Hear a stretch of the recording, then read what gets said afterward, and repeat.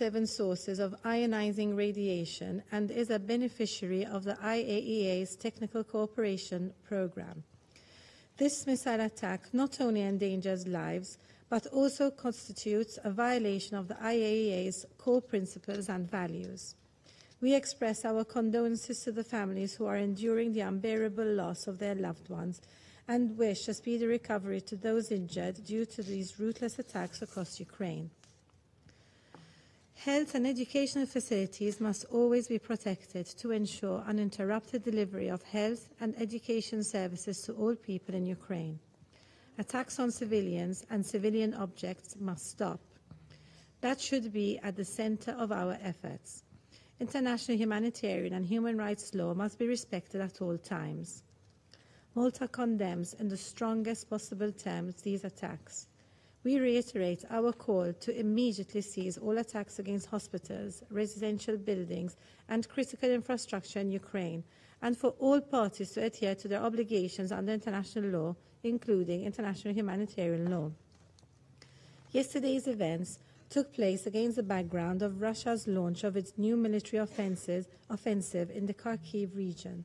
According to the WHO, there are reports of 18 deaths and 81 injuries from more than 175 attacks on healthcare infrastructure in Ukraine for the first half of 2024.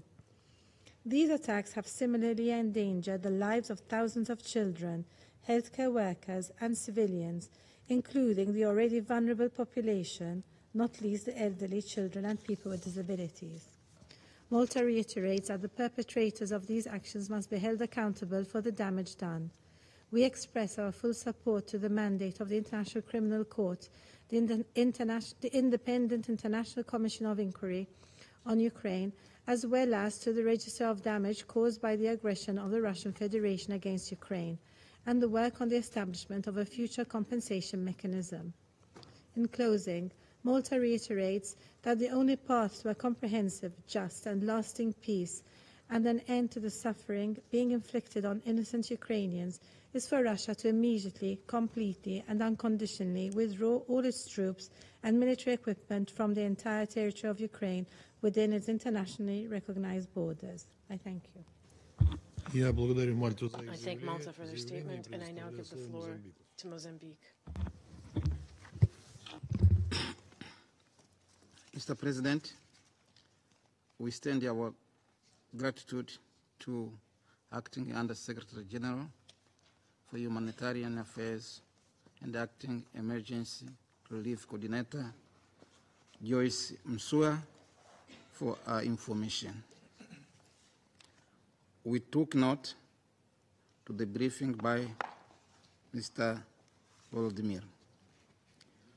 We recognize the presence of the representatives of Ukraine, Poland, and the delegations of the European Union in this meeting. Mr. President, in light of the report attacks resulting in civilian casualties, injuries, and destructions of critical civilian sites and infrastructures in Ukraine, my delegation wishes to emphasize the following points. First, civilian deaths, both intentional and incidental, and instances where conflicting parties put civilians in harm's way by positioning them near military targets, must not be condemned. We urge the warring parties to exercise maximum restraint and avoid the use of explosive weapons in populated areas, the leading causes of civilian casualties in Ukraine. Our position on the humanitarian dimension of this and the other conflicts remain consistent, unchanged, and worth reiterating. 1. The respect for international humanitarian law and international humanitarian rights law, which have protection of civilians as it is cornerstone, must be upheld under any circumstances. B. The principles of distinction, precaution and proportionality must be rigorously adhered to and upheld and by all parties. Warring parties must assess whether civilian harm is likely to be excessive compared to the concrete military advantage anticipated.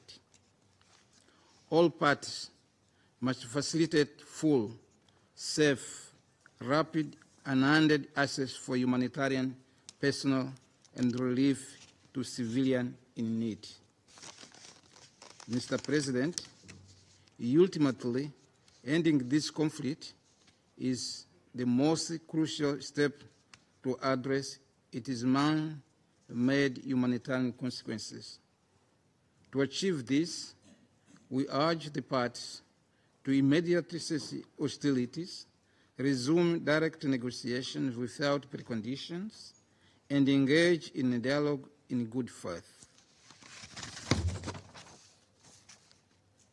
Mr. President, let I seize the opportunity to recommit to the UNSC platform to start genuine dialogue towards a negotiated settlement aimed at bringing this conflict to a just, comprehensive, and lasting peace that addresses its root causes and upholds the Charter. I thank you, President. Я благодарю Мозамбик за их I thank Mozambique for their statement, and I now give the floor to Guyana. Thank you, Mr. President. We thank Acting USG Joyce Messier and Dr. Volodymyr Jovenir for their briefings. We welcome the participation of the representative of Ukraine, Poland, and the European Union in today's meeting.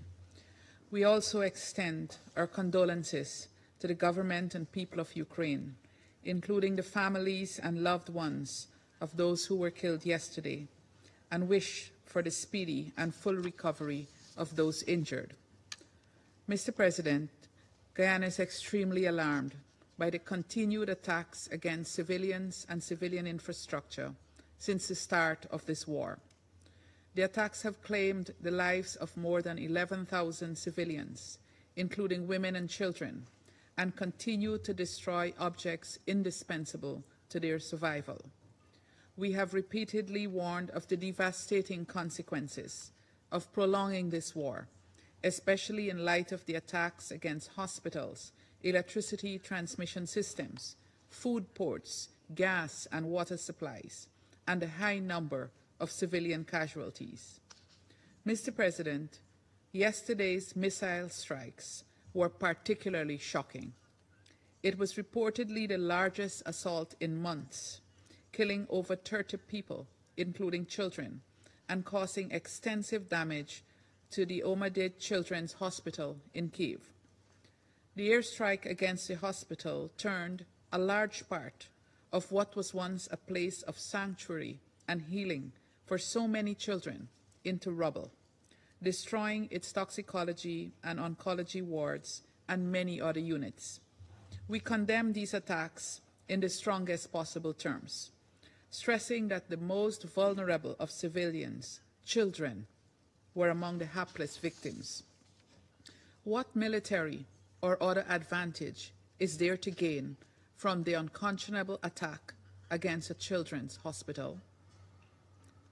Mr. President, the devastating accounts of unrelenting violence, death, and destruction must compel us to take urgent action to end this war. Lives, including those of innocent children, cannot continue to be sacrificed at the altar of political brinksmanship. We commend the efforts of those seeking to find a peaceful resolution to the conflict and urge the parties to commit to a serious political and diplomatic process toward ending the conflict. We also urge them to engage in good faith and to bring an end to the suffering of the millions of men, women, and children who have already paid too high a price in this war. Guyana demands that the parties to the conflict take all necessary measures to protect civilians and critical infrastructure and to comply fully with their obligations under international law, including the United Nations Charter and international humanitarian and human rights law. We stress the need for accountability for the ongoing violations as a critical element on the path to peace. We further call on the Russian Federation to immediately withdraw its military forces from the internationally recognized territory of Ukraine. We echo the acting USG's grave concern, and indeed that of the wider international community, about the increasingly dire humanitarian situation in the country. It is difficult to comprehend the continued denial of access to people in desperate need of humanitarian assistance. We call upon the Russian Federation to grant humanitarian access to all populations in need in the occupied territories. We commend the ongoing response of humanitarian agencies and call on the international community to further support their efforts, including by contributing to the Humanitarian Needs and Response Fund. In closing, Mr. President, I would like to stress the urgency of resolving this conflict through peaceful means.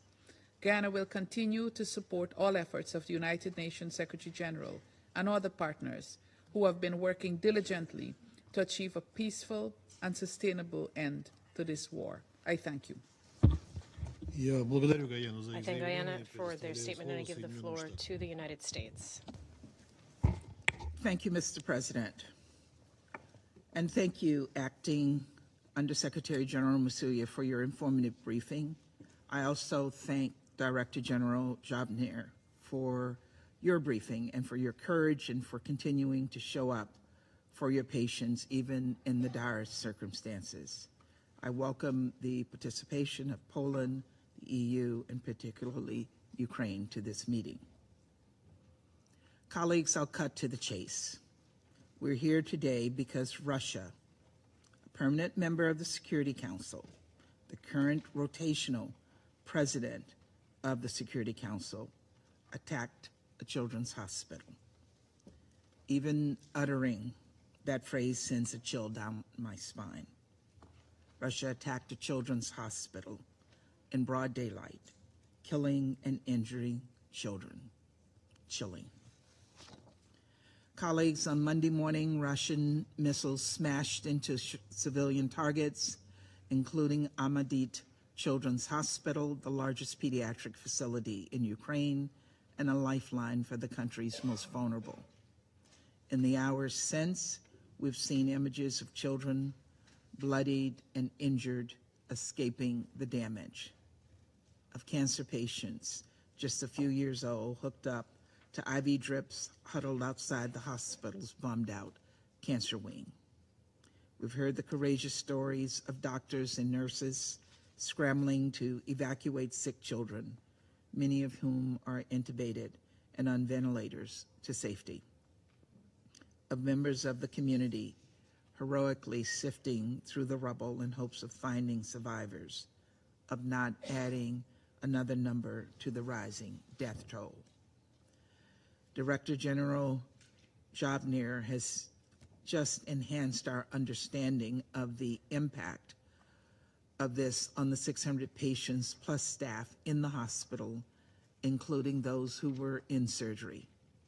Our hearts are with all of those who've lost loved ones, who wonder how their children can get the medicine and the care that they need, who wake up this morning worried about their home, their business, their family will be the next one destroyed by a Russian strike.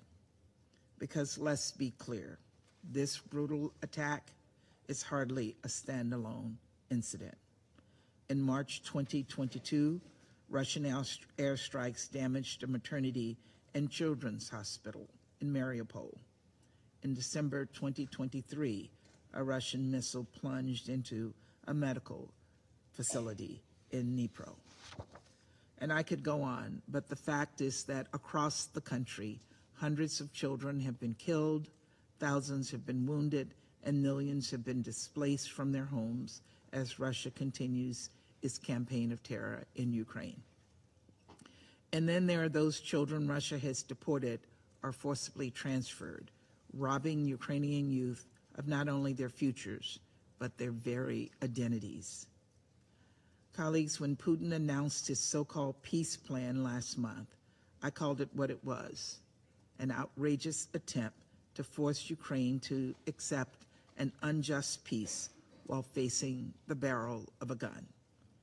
As if there was any doubt that this was the case, yesterday's attack makes abundantly clear Putin is not interested in peace. He's committed to wreaking death and destruction in pursuit of his war of aggression. And of course, Putin hasn't just attacked hospitals. Russia has upped its coordinated attacks on Ukraine's energy infrastructure, taking out over half of the country's power generation. Power plants in Kharkiv are operating at severely reduced capacity due to nearly daily attacks. Tens of thousands have had to evacuate. This is a deliberate and cruel effort to leave millions of Ukrainians without heat this winter. I've said it before, and I'll say it again. Russia started this war, and Russia can end it at any time. As my colleague from France stated, Russia cannot win this war. It could choose to withdraw its forces from Ukraine and end the assault on hospitals and power plants. It could halt its campaign of torture and deportation, its pattern of violating international law. It could heed the will of over 140 countries who have repeatedly called for this madness to stop. Until that day, and until the victims of these atrocities have gotten the accountability and justice they deserve, the United States will stand with Ukraine. We will stand with Ukraine in its efforts to defend its borders, and we will stand with Ukraine here in this Council. As laid out in last month's Ukraine Peace Summit in Switzerland, we will support Ukraine's right to self-defense and invest in the country's recovery, reconstruction, reform, and modernization. And we will uphold the principles of the UN Charter, including respect for sovereignty, political independence, and territorial integrity. We encourage every member of this Council and every corner of the international community to do exactly the same. Thank you. I thank the United States for their statement, and I give the floor to the United Kingdom. I would like to start by thanking Under-Secretary General Masuya and Dr. Zhovnir for their briefings, and I welcome the participation of Ukraine, Poland and the EU in our meeting today. I offer the UK government's deepest condolences to Dr. Zhovnir and the victims of Russia's latest appalling airstrikes across Ukraine, and to their families and their loved ones.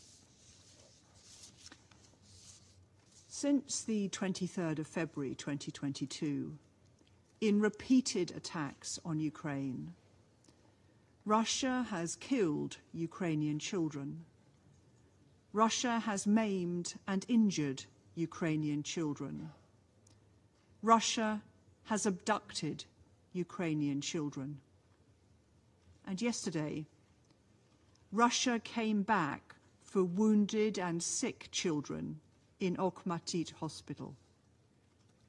This is cowardly depravity, and this must stop. I visited Okhmatit Hospital last December. It's become a refuge for children injured in attacks across Ukraine. I saw for myself the dedication of Dr. Zhovnir and his staff and the care they provide. I met 2 young girls among many who were resolutely learning to walk again with prosthetics. One had been injured in Russia's attack on Kharkiv. The other in Russia's attack against Kramatorsk railway station. Colleagues, intentionally directing attacks against civilians and civilian objects constitutes war crimes. the ICC has already issued arrest warrants for the Russian president, former defense minister, the chief of the general staff, and the Commissioner for Children's Rights for suspected war crimes. Since the 23rd of February 2022, Russia has violated the UN Charter and repeatedly breached international humanitarian law. Its conduct is a disgrace to the Security Council and especially to the President's seat.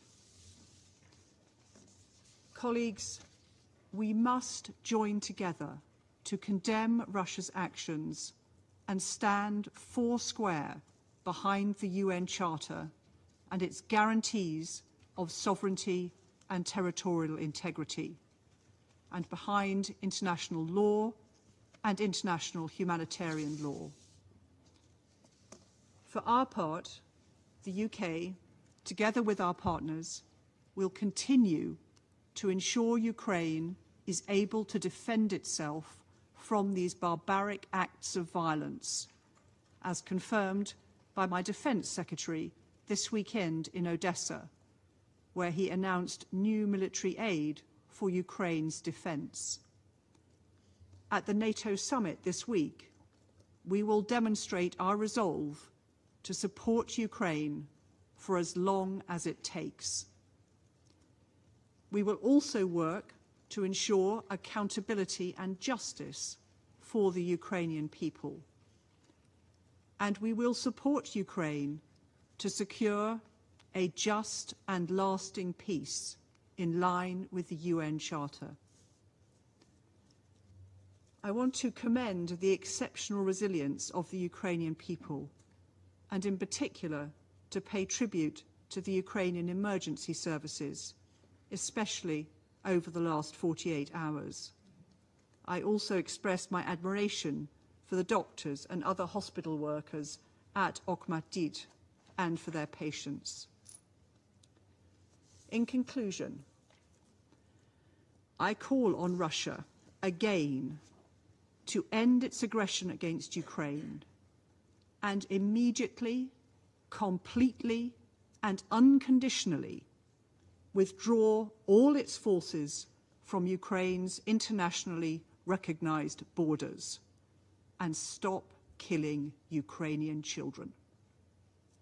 Thank you. I thank the United Kingdom for their statement, and I now give the floor to Japan. Thank you, Mr. President. I thank Ms. Musuya and Mr. Zovna for their detailed briefings. Today, we have come together once again to confront the grim reality caused by the escalating attacks by Russia across Ukraine. According to the reports, a barrage of Russian missiles across Ukraine caused serious damage and many casualties, including at a pediatric hospital in Kiev, where many young, innocent children are hospitalized. Japan condemns Russia's attacks against civilians and civilian infrastructure across Ukraine in the strongest terms. We express our deepest condolences to those who lost their loved ones and hope for the speedy recovery of the injured. In particular, we sincerely wish that the children who should be receiving treatment will get prompt and appropriate care. We are deeply frustrated that we must be once again updated on the numerous and increasing civilian casualties resulting from the clear violation of the UN Charter by a permanent member of the Security Council. Russia's unprovoked war of aggression against Ukraine has led to the death and injuries of countless innocents, continuing to worsen the humanitarian crisis on the ground. Since the beginning of Russia's aggression, so many children who should be the future of Ukraine and the future of the world have been mercilessly killed and maimed.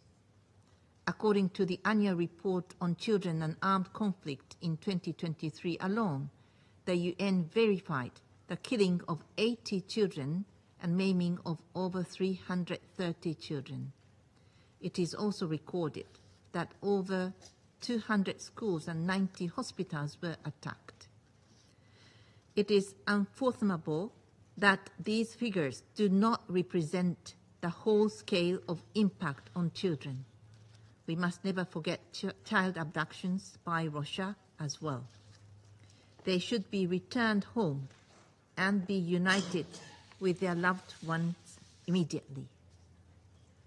My delegation is absolutely enraged by Russia's continuous disregard for international law, including international humanitarian law.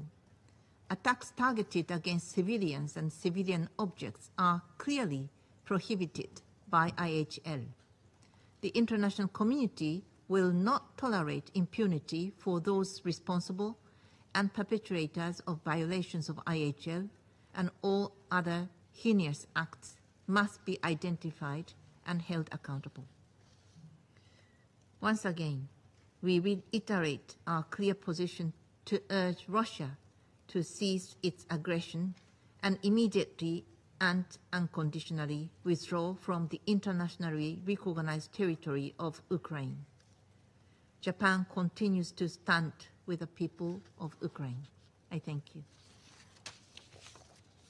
Я благодарю Японию за их I заявление. thank Japan for their statement, Сейчас я сделаю заявление and в I will качестве now make представителя a statement in my Российской capacity as the representative of the Russian Federation. Федерации. Я бы хотел начать с выражения I would begin благодарности by Франции и Эквадору за thanking условия France and Ecuador for convening this meeting. Как очевидно из выступлений As is западных clear коллег, from the statements of Western colleagues, which are, by the way, very тема minimalist, якобы российского the удара по topic детской of the больнице, alleged Russian для strike on обсуждения the которой children's они hospital, нас сегодня for the discussion собрали, of which they convened us явно today, для них clearly is удобно. not a very gratifying topic. Да и наверняка они видели And they многочисленные probably разборы saw many произошедшего по analyses фото и of what видео, happened из которых on четко photos следует, and что это videos, была ракета from which it clearly украинской follows that this was a missile of the Ukrainian air defense. Отсюда и чудеса словесной Here you эквилибристики, get the которые magic сегодня of демонстрируют западные verbal члены Совета gymnastics Безопасности demonstrated today by любыми Western словами, members of the любыми Security способами Council, пытаясь trying by выдавить any эту means to политику. protect the Kiev regime.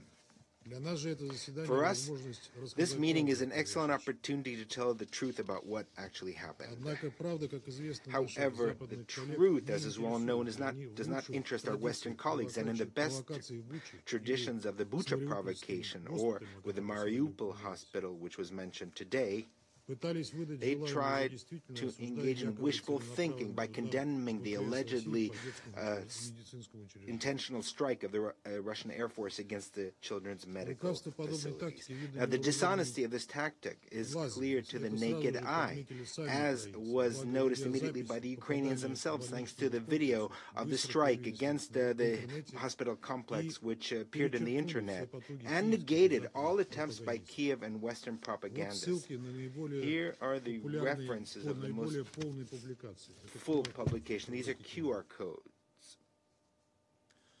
А вот что по горячим следам Here's what опубликовали украинские immediately телеграм-каналы, after the event was остающиеся published by сейчас Ukrainian telegram channels, единственным which источником remain the нецензурированной only украинской uncensored властью информации для source of своих information, соотечественников. uncensored by the Ukrainian Цитирую. authorities for their compatriots. And I Банковый quote, офис the президента presidential спустила office всем темник has публиковать и instructed разгонять everyone только to only детскую publish клинику and promote Охматдит, information чтобы related to the children's clinic Otmandet in order to A, отвлечь внимание от других divert коллег. attention from А other там очень issues, as интересные there are объекты, и interesting люди могли sites задать nearby вопрос where властям, people could question the почему government военные about объекты why прямо military соседничают facilities с are жилыми located so домами и close to больницами. residential areas and hospitals.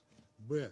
B, Попытаться поднять attempt to боевой boost дух the армии morale народа of на the основе army and the ненависти к people противнику. by fueling hatred toward the enemy. целенаправленных детей, They claim хотя that все the знают, enemy что это intentionally упала targeted сбитая children, ракета. although everyone knows that the rocket Это was цитата. accidentally shot down. This is a quote.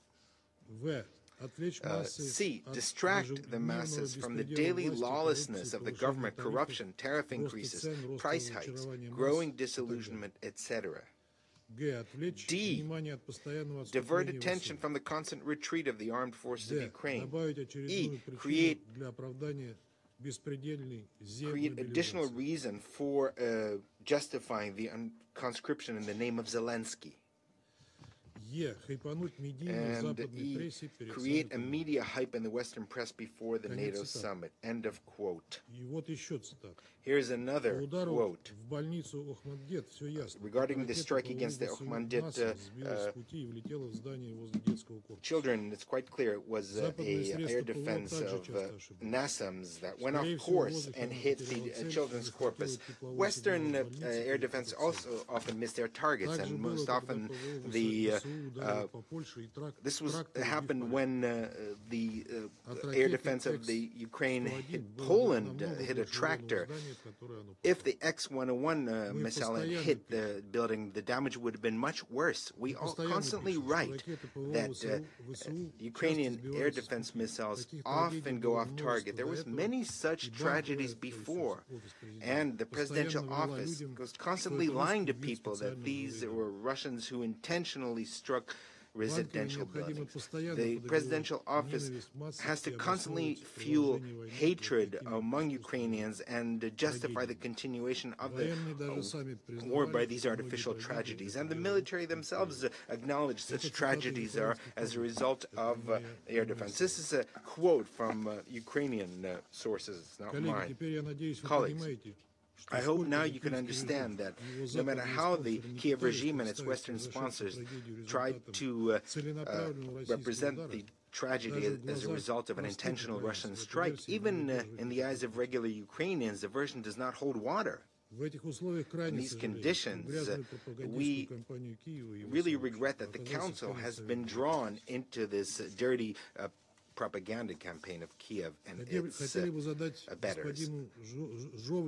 And I'd like to ask Mr. Zhovner a question. How he, when he went into the street, understood that the hospital was subject to a Russian strike? Who provided this kind of information, which clearly contradict common sense? Does he understand that if this had been a Russian strike, there would have been nothing left of the building, and all the children and most of the adults would have been killed and not wounded. But due to the fact that the screen has been darkened, I don't think we'll hear an answer from Mr. Zhovner. We have often stated that Russia does not strike civilian targets in Ukraine. And speaking of strikes of the Russian Air Force, which were conducted against military targets in Ukraine and the air bases of Ukraine, one of these targets is the factory of Artem, one of the largest enterprises of the Ukrainian defense industry. This is one of the main producers of aviation missiles, weapons, and ammunition. And this target, according to data based on objective evaluation and based on testimony of people of Kiev themselves, was hit. Since the factory is about 2 kilometers from the Okhmadit Children's Hospital, there's every opportunity to assume that the air defense missile was meant to intercept the Russian missile and which was meant to hit the factory. Now, such tragedies could be avoided if the Kiev regime, in contravention of international humanitarian law, did not locate air defense and heavy weaponry in residential neighborhoods. However, its Western sponsors prefer to look away regarding that important fact. We also can't fail to mention the fact that the Ukrainians themselves in the social media noted an interesting trend. The tragedy with the hit of the air defense rocket into the hospital, children's hospital, occurred on the eve of the NATO summit. And this is the third NATO summit since the beginning of the special military operation. And similar situations occurred on the eve of each one of them. It was the same on the 27th of June of 2022 when Ukrainian media reported about an explosion in a mall in the city of Kremenchug in the Poltava Oblast, where supposedly hundreds of people were there.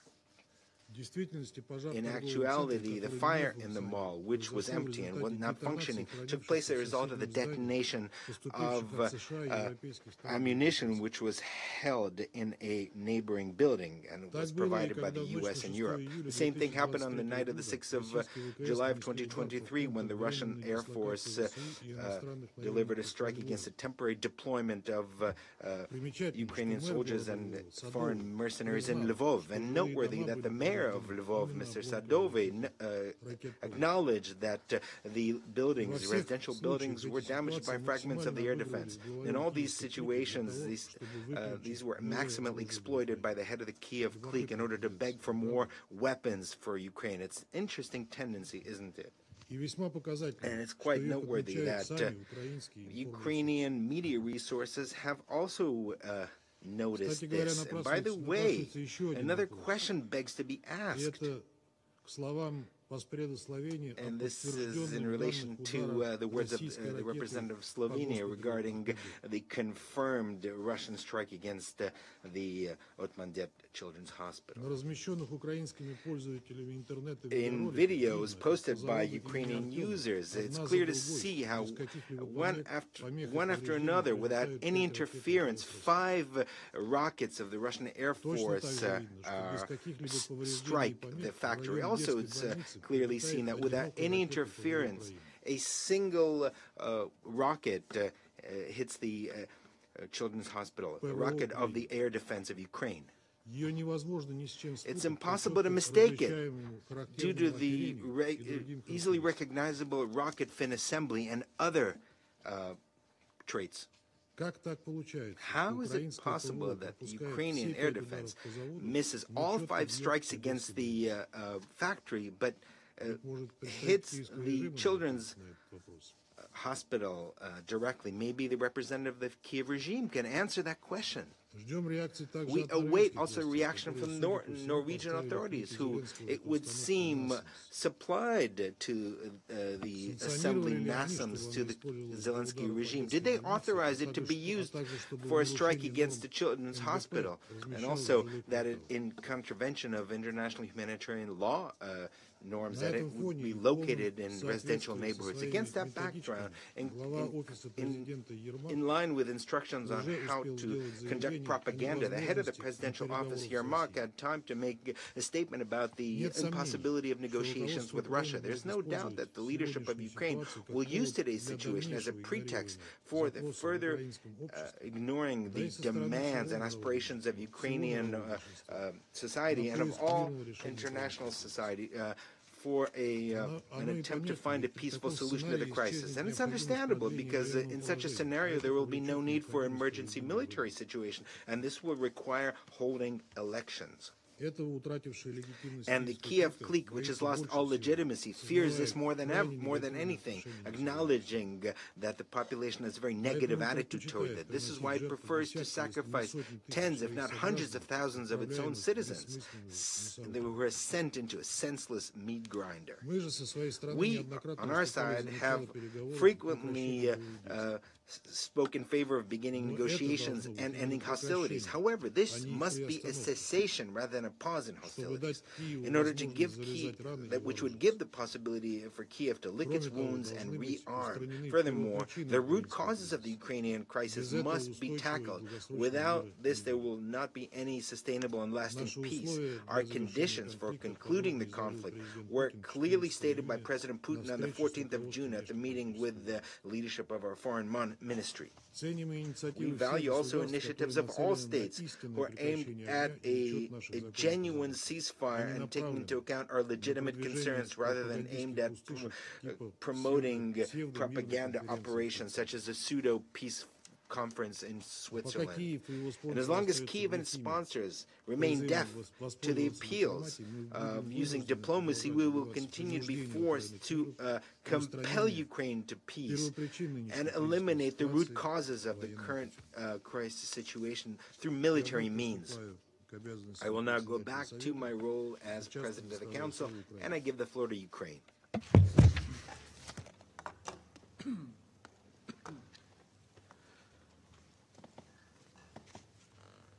Well, distinguished members of the Security Council, I would like to thank all of you who have given words of support and expressed your sympathy following yesterday's barbaric attack against Ukrainian civilians, including children. I would also like to thank Acting Under-Secretary General Msuya and Mr. Zhovnir for their comprehensive briefings, revealing the dreadful outcomes of the Russian missile strike. I'm sorry to recognize the representative of the terrorist Putin's regime in the chair's seat. It has become a tradition for Russia to mark its presidency in the Council with heinous war crimes and genocidal endeavors. This time is no exception, and the chair's seat is already soaked with blood. Yesterday, Russia deliberately targeted perhaps the most vulnerable and defenseless group in any society: children with cancer and other life-threatening illnesses.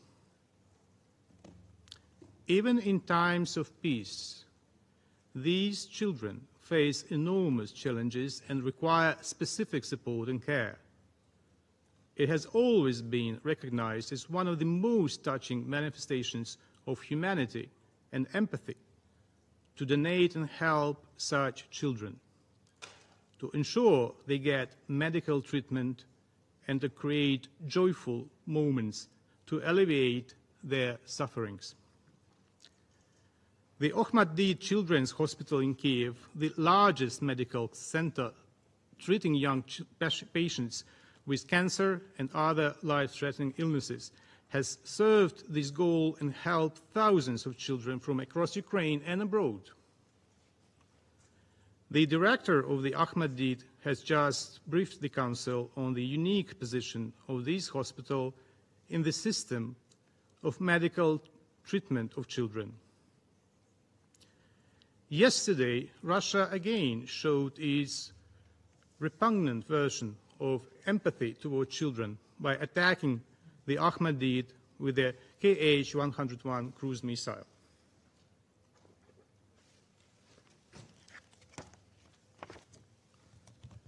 That is slide 1. It's analysis of objective monitoring data on the flight trajectory of the cruise missile on July 8 from 9:40 a.m. to 10:40 a.m.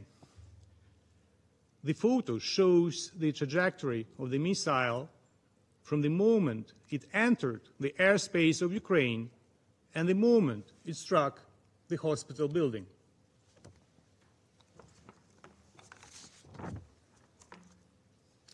The video footage clearly testifies that the Ahmadid hospital was a deliberate target.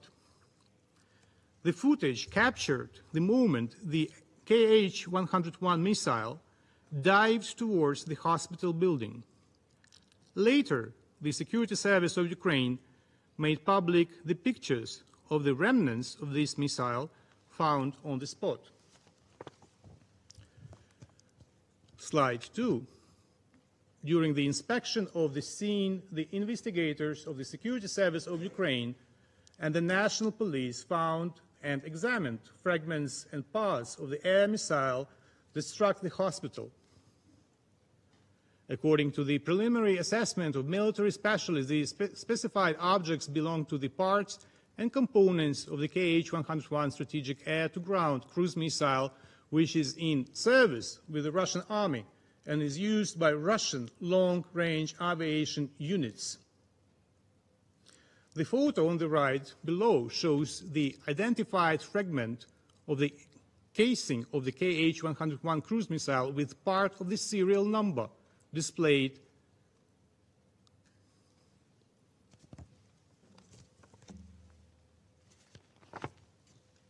Slide 3, fragment of the Kh-101 missile under the rubble of the hospital building, part of the missile body. Slide 4, Characteristic elements of the KH-101 missile have been identified and examined. The photo on the left shows a fragment of the wing opening mechanism of the KH-101 cruise missile. The photo on the right shows a fragment of the KH-101 cruise missile engine.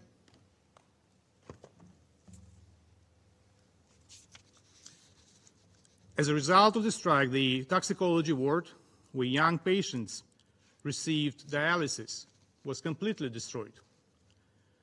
Other facilities at the Ahmediyat, including surgical, medical, diagnostic buildings, trauma, as well as hematology and oncology departments, were damaged.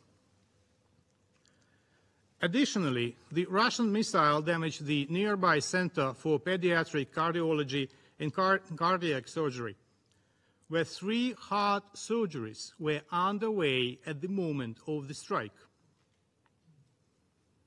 We have just heard the professional assessments of the long-term consequences for the treatment of hundreds of seriously ill children. These consequences include both physical harm and the stress endured by the patients, as well as the destruction of the medical provision necessary to treat them. Alongside the immediate casualties among the medical personnel and children following the strike, these long-lasting outcomes also constitute a war crime. Even more abhorrent is the fact that the Ahmediyat hospital was just one of many targets in Russia's heavy missile strike, which hit the cities of Kiev, Kryvyi Rih, Dnipro, Slavyansk, Kramatorsk, and Pokrovsk yesterday. According to information from the Defense Forces of Ukraine, the Russian Federation launched 38 missiles, including Kinzhal air ballistic missile, Iskander-M ballistic missile, Zircon hypersonic cruise missile, KH-101, KH-22, and Caliber cruise missiles, as well as KH-59-69 guided aerial missiles. Almost 100 civilian sites were savagely attacked. Medical and educational facilities, residential buildings, business centers. In Kryvyi Rih, 11 people were killed following the attack on the administrative building of a local industrial facility. In Kiev, along with the Ahmediyat hospital, the list of targets includes a maternity hospital where 9 people were killed, and a residential building where the Russians killed 7 residents, including 4 children. Let us not forget that the pains Russia goes to harm Ukrainian children has been a mainstream aspect of the aggression from the very beginning. The children who Russia cannot abduct and brainwash, Russia kills. Let us not forget that Russia is kept on the list of shame for the crimes its armed forces have committed against children. Let us not forget that the person sitting today at the head of the table represents a wanted criminal suspected of crimes against children and subject to arrest under the ICC warrant. At least 47 people were killed and more than 190 were wounded following yesterday's strike. Putin's envoy employed his usual tactics of denying reality and blaming Ukrainian air defense.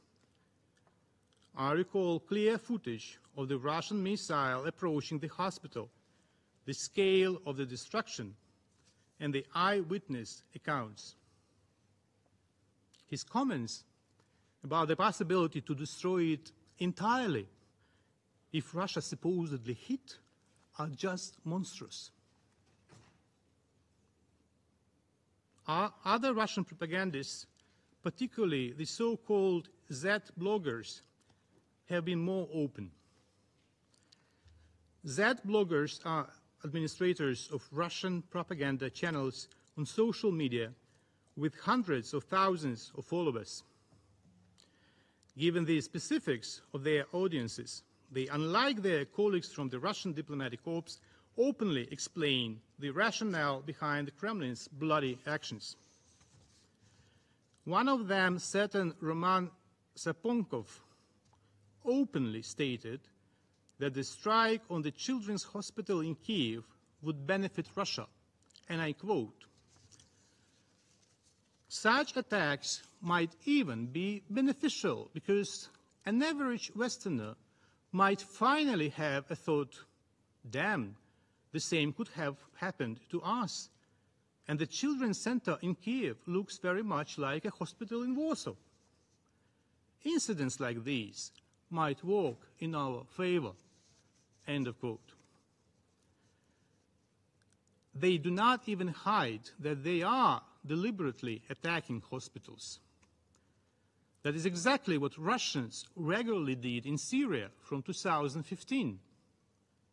In April 2016, for instance, they attacked the main health care facility for children in the city of Aleppo, killing 24 civilians. It is also telling that in 2020, Russia withdrew from a voluntary UN arrangement aimed at protecting hospitals and humanitarian aid deliveries in Syria. Now they aim to kill Ukrainian children and also to intimidate the countries which demand Russia comply with the UN Charter. The attack on a children's hospital is also an indication of Russia's current unwillingness to engage in a peace process. It is not surprising that Russia persists in rapidly tearing apart the concept of a comprehensive, just and lasting peace based on the UN Charter principles, a concept, I underline, that is at the core of both Ukraine's peace formula and the UNGA resolution ES 11/6 of February 23, 2023. Russia has rejected its responsibility to adhere to the UN Charter and, in fact, demands that the international community acknowledge its right to violate international law.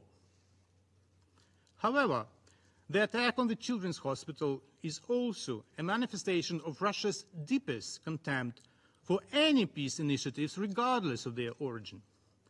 The Kremlin's moral and managerial degradation has reached such an extent that it does not hesitate to commit crimes that undermine the vision for peace of those countries on which Kremlin now entirely depends. Russia is like cancer, only worse. It will stop killing and expanding violence only when it is incapable of doing so. It is imperative to shoot down Russian missiles. It is imperative to destroy Russian combat aircraft at their bases.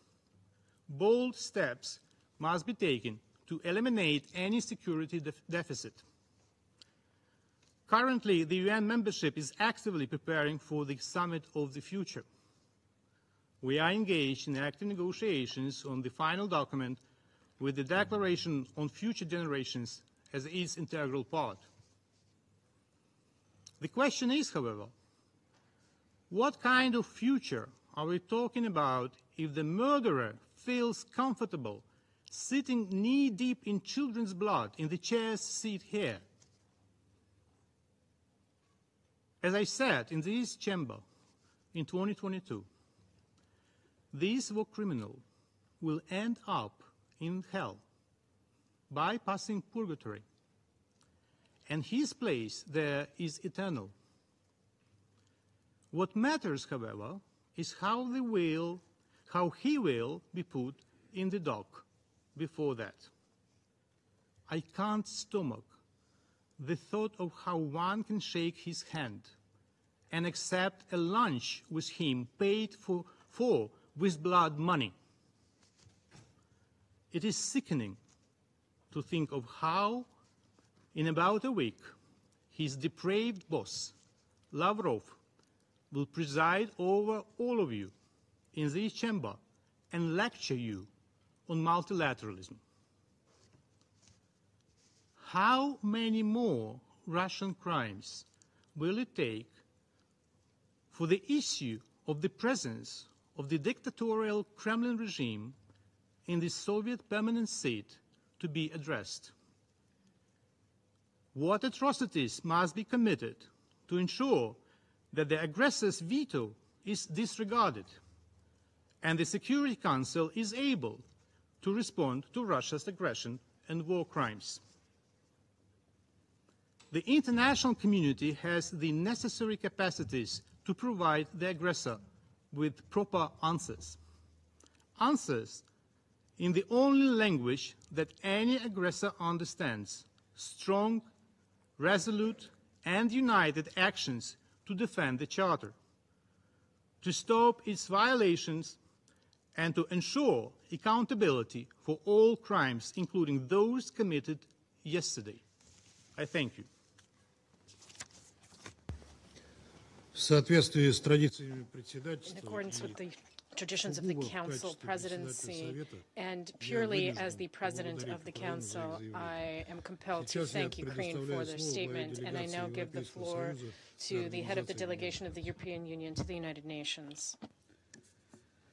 President, I have the honor to speak on behalf of the European Union and its member states, the candidate countries North Macedonia, Montenegro, Albania, Ukraine, the Republic of Moldova, Bosnia-Herzegovina, Georgia, and the EFTA countries Iceland, Liechtenstein, as well as Andorra, Monaco, and San Marino, aligned themselves with this statement. As we heard from USD Msuya and from Dr. Zovnik yesterday, several waves of large-scale Russian missile attacks on Ukrainian cities caused at least 40 civilian deaths, including children, and over 150 injuries. The numbers go up every hour. In Kiev, the Okhmadit Children's Hospital was directly hit by a missile, a children's hospital. The images of the aftermath of that attack are devastating. Panicked parents holding their children on the street, doctors and nurses scrambling to provide first aid against the backdrop of destruction. The attacks were immediately and roundly condemned by both Secretary General Guterres and PGA Francis and countless leaders and voices around the world.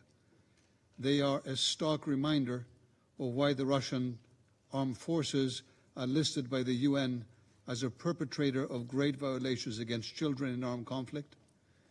By targeting Okhmadit, a symbol of Ukraine's childcare medicine, Russia once again demonstrates its cruelty and its utter insincerity about peace talks. One can only imagine the further horrors that were averted by the courageous interventions of Ukraine's air defenses. Colleagues, we are confronted with a striking paradox. The member state currently holding the presidency of the UN Security Council, the body responsible for maintaining peace and security, is intensifying, as we speak, attacks on civilian infrastructure in Ukraine, including that country's hospitals and power plants. Such systemic airstrikes against Ukraine's civilians and civilian and critical infrastructure violate international humanitarian law and must stop immediately and unconditionally. In a report issued last week, the Office of the High Commissioner of Human Rights extensively documented Russia's targeting of energy infrastructure, as well as its use of so-called double-tap strikes, where it uses high-precision weapons to strike the same location twice within a short interval, causing additional casualties among civilians and first responders. These are the facts. These are the facts. Russia and its leadership must be held fully accountable for waging a war of aggression and for other most serious crimes under international law, as well as for the massive damage caused by their war. Later this week, the UN General Assembly will vote on a resolution regarding the threats posed to the Zaporizhzhia nuclear power plant and to support the work of the IAEA in ensuring nuclear safety and security in Ukraine. It is the first time in history, that a nuclear power plant, the largest in Europe, has been illegally seized by a foreign aggressor. History matters here. History, including the 1986 Chernobyl disaster, has taught us all the existential importance of nuclear safety and security. Russia's irresponsible actions place all of us at risk. That is why we hope and expect that all UN member states will strongly support this resolution and this initiative for nuclear safety. In closing, I cannot but reaffirm, especially in the aftermath of this inhumane bombings, the EU's unwavering support for Ukraine's independence, sovereignty, and territorial integrity within its internationally recognized borders. The European Union will continue to support both Ukraine and respect for the UN Charter in response to Russia's illegal aggression for as long as it takes. Thank you. I thank the EU for their statement, and I now give the floor to Poland. Distinguished members of the Security Council, let me start by thanking today's briefers for their remarks and testimony. Just over 3 weeks ago in Bürgenstock, Switzerland, countries gathered to look for the path to just peace in Ukraine. The final document of the conference, signed up to today by 90 countries and international organizations, opens with the following sentence: the ongoing war of the Russian Federation against Ukraine continues to cause large-scale human suffering and destruction and to create risks and crises with global repercussions. Only 24 hours ago, the aggressor sent us the latest chilling reminder of how acutely precise these words are. Russia's unprovoked war continues with unprovoked, indiscriminate attacks against the innocent and the most vulnerable. Excellencies, since the launch of its full-scale military invasion in February 2022, Russian forces have targeted the largest Ukrainian nuclear power plant in Zaporizhia, the largest Ukrainian water dam in Kakhovka, and now, brazenly enough, they took aim at the largest Ukrainian children's hospital in Kiev, with hundreds of young patients seek relief and comfort. The attack was immediately condemned by numerous world leaders, including my country's highest authorities, which were hosting President Zelensky in Warsaw on this very day. It is very important that we also gathered in this chamber to once again deplore the Russia's atrocities, especially during the month it holds Security Council presidency, and to loudly redeclare that under international humanitarian law, hospitals have special protection. It is important for the world to hear the truth about Russia deliberately creating a humanitarian catastrophe in Ukraine, but is attacked and moreover using them as a tool of disinformation campaigns that we heard also today. Poland duly notes that the 2023 Secretary General's report on children in armed conflicts for the second consecutive year correctly identifies Russian armed forces and affiliated armed groups as a parties that commit grave violations. In Ukraine, Russia not only commits such atrocities attacks as one of the children's hospitals in Kiev, but it continues its disgraceful practice of forcible displacement of Ukrainian children. All this violates international law, including Geneva Convention, Genocide Convention, and the Convention on the Rights of the Child. And it constitutes a war crime for which Russia must be held accountable. Children who remain in Ukraine face the risk of death and loss of health and have very limited opportunities for development and education. And let me be clear, saying so, we have in mind not only Ukraine, but the children in every conflict where children are targeted victims. Excellencies, according to media experts' estimates, Russia spent as much as $250 million on yesterday's missile barrage against targets in several Ukrainian cities. Instead of spending money on treating its own children, Russia prefers to spend hundreds of millions on killing children in Ukraine. And it's not only about Ukraine. The sum of money spent on this one-day attack would be sufficient for building several hospitals in developing countries. Russia's war cost everybody dearly, both in loss of lives and material damage. Distinguished delegates, can you imagine what would be those costs in the case of nuclear disaster? This is why the UN General Assembly will soon vote on the resolution condemning the Russian aggression against Ukraine, which urges Moscow to refrain from its nuclear gamble of illegally occupying Zaporizhzhia nuclear power plant that puts us all at the great risk. We truly hope that the proposal will garner the broadest possible support, which will underscore our commitment to restoring peace in Ukraine in accordance with the UN Charter and fundamental principles of sovereignty and territorial integrity, and will be in line with the declaration of the latest peace summit in Switzerland. Let's save the children from the scourge of war. Thank you.